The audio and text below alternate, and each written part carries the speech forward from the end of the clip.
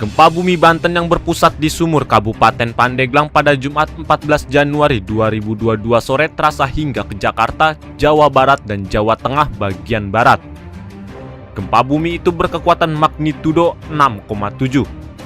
Pakar tektonik aktif geologi gempa bumi dari Pusat Studi Bencana Alam PSBA UGM Gayatri Indah Marliani mengatakan gempa Banten adalah bagian dari zona Megatrans Jawa. Mengutip Kompas.com, Sabtu 15 Januari 2022, berdasarkan analisa gempa, kata Gayatri kedalaman gempa Banten cukup dalam, yaitu 40 km.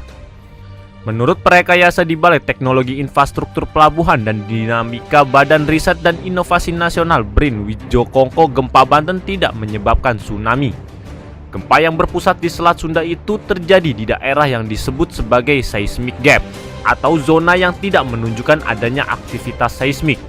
Wijo mengatakan gempa yang terjadi di Banten ini mengingatkan adanya potensi ancaman di selatan Jawa, Selat Sunda, Sumatera dengan potensi megatrans. Menurut dia, potensi gempa bumi megatrans Selat Sunda bisa mencapai 8,7. Selain itu, berpotensi terjadi bersamaan dengan segmentasi di atasnya, yaitu megatrans Enggano, dan di sebelah timurnya megatrans Jawa Barat, Jawa Tengah. Potensi yang demikian energinya mirip gempa bumi dan tsunami Aceh 2004. Dia mengingatkan masyarakat untuk tidak panik. Wijo menyarankan aspek mitigasi yang bisa dilakukan masyarakat, yaitu memahami konsep evakuasi mandiri dan tidak terlalu mengandalkan teknologi yang ada saat ini. Pemerintah daerah serta Badan Penanggulangan Bencana Daerah BPBD juga dapat meningkatkan upaya mitigasi tsunami tersebut.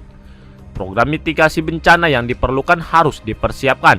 Di antaranya menyiapkan peta ancaman dan risiko detail di setiap daerah, memberikan edukasi bencana kepada masyarakat, menyiapkan tempat evakuasi yang layak, dan secara rutin melakukan simulasi menghadapi tsunami. Selain itu, Wijo memaparkan bahwa kajian mengenai gempa bumi dan tsunami perlu dilakukan terus-menerus.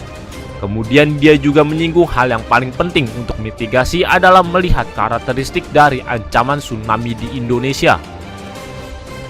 Sumber tsunami di Indonesia umumnya yang sangat dekat, yaitu sekitar 100 km dari lepas pantai, sehingga waktu perjalanannya sampai ke daratan terjadi sangat cepat.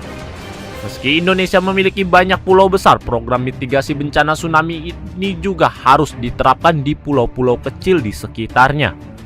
Di sisi lain, pembangunan sistem peringatan tsunami Inatius, misalnya fasilitas BOUR PPT BRIN yang telah dipasang di lepas pantai Bengkulu hingga Sumba, yang saat ini masih berfungsi, dapat dimanfaatkan secara optimal. Hal ini dilakukan agar memberikan informasi kepada masyarakat untuk mendapatkan informasi akurat terkait peringatan dini tsunami melalui BMKG. Demikian berita update terkini, dan nantikan update berita lainnya hanya di kanal YouTube tribunbanten.com. Jangan lupa subscribe, like, komen, dan share.